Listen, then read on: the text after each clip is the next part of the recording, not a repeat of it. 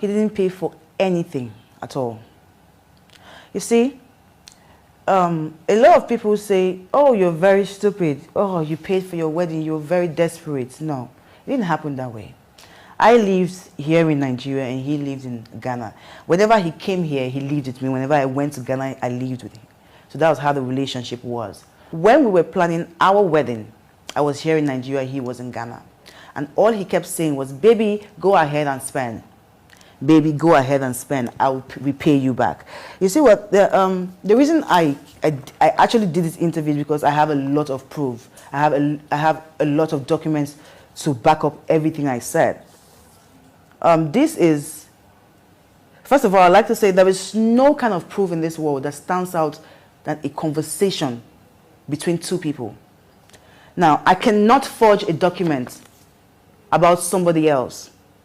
The network would sue me, the person would sue me. So if this is not his number, I would be sued. Now, these are documents of me asking this man to pay me back the money I used in marrying him. In this document also, you would also see his replies.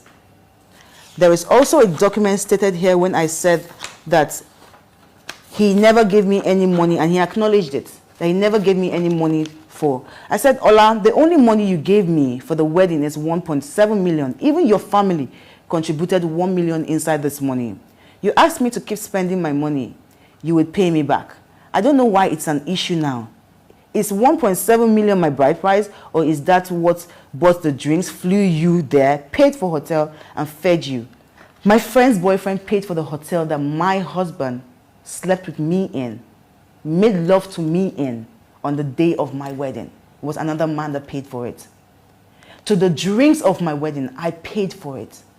I flew my ex-husband down from Ghana to Nigeria, to my village, to get married to me. His uncle, God bless him, he's a pastor, gave me 1 million naira through my son's father. That is the 1.7 million I was talking about. Then my son's father gave me two different money, 300,000 naira once and 400,000 naira once, which is making 700,000, which I never used that money for the wedding, because by the time it came in, I'd already spent and I've already dispatched all the money that was out. So yes, these are all the documents that shows that Olakunle Churchill was married by a woman's money. It's here. So if you say that this is not your number, Olakunle Churchill, I will prove to the world that this is your number. I will go to every network that you use and I'll prove to them that this is your number, because this is your number. And these are all the proof that you, even in here, he negotiated my bill. Because when I asked him for this money was after we got married. I knew that I wanted to leave him. So I started asking for all of my properties. I just wanted to, in disguise, to take everything I had and leave. So I started to ask him for it. And at the end of this, he paid me 10 million naira. That was 2016 December. That was the month I left him. That's when he gave me 10 million naira as a cover for everything I did. In here is also